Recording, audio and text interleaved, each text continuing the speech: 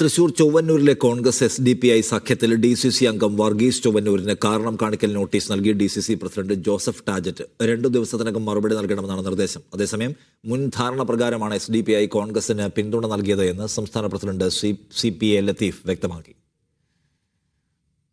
തദ്ദേശ തെരഞ്ഞെടുപ്പിലെ വിജയത്തിന് പിന്നാലെ SDPIയുടെ 2 അംഗങ്ങളുടെ പിന്തുണയോടെ കോൺഗ്രസ് ചൊവ്വന്നൂർ പഞ്ചായത്തിൽ അധികാരത്തിൽ എത്തിയിരുന്നു. ഈ സംഭവത്തിലാണ് ചൊവ്വന്നൂരിലെ കോൺഗ്രസ് SDPI സഖ്യത്തിൽ 2 ദിവസത്തിനകം മറുപടി നൽകണമെന്നാവശ്യപ്പെട്ട് DCC അംഗം വർഗീസ് ചൊവ്വന്നൂരിന് കാരണം കാണിക്കൽ നോട്ടീസ് നൽകിയത്. DCC പ്രസിഡന്റ് ജോസഫ് ടാജറ്റാണ് നോട്ടീസ് നൽകിയിരിക്കുന്നത്. മറുപടി തൃപ്തികരമല്ലെങ്കിൽ വർഗീസിനെതിരെ നടപടി സ്വീകരിക്കുമെന്നും ജോസഫ് ടാജറ്റ് പറഞ്ഞു. ചൊവ്വന്നൂര് ഒരിക്കലും സംഭവിക്കാൻ പാടില്ലാത്തൊരു കാര്യമാണ് അവിടെ നിന്ന് ഉണ്ടായത്.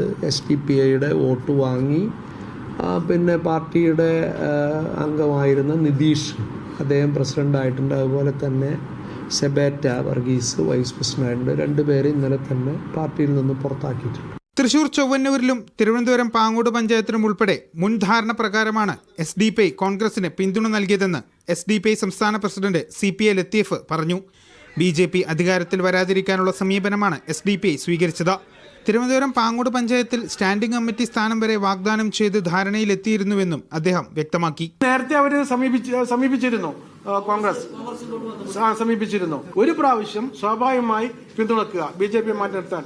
പിന്നെ അവര് അതിന് തയ്യാറില്ലെങ്കിൽ ഞങ്ങൾ മത്സരിച്ച് മുന്നോട്ട് പോവാം. ചൊവ്വന്നൂർ പഞ്ചായത്തിൽ SDPI പിന്തുണയോടെ കോൺഗ്രസ് അധികാരത്തിൽ എത്തിയതിനു പിന്നാലെ പ്രസിഡന്റായും വൈസ് പ്രസിഡന്റായും തിരഞ്ഞെടുക്കപ്പെട്ട നിതീഷിനോടും സെബേറ്റ വർഗീസിനോടും രാജിവെക്കാൻ നേതൃത്വം ആവശ്യപ്പെട്ടെങ്കിലും ഇരുവരും വഴങ്ങിയില്ല. ശേഷം ഇരുവരെയും പാർട്ടിയിൽ നിന്നും പുറത്താക്കുകയായിരുന്നു. മീഡിയ 1 കോഴിക്കോട്.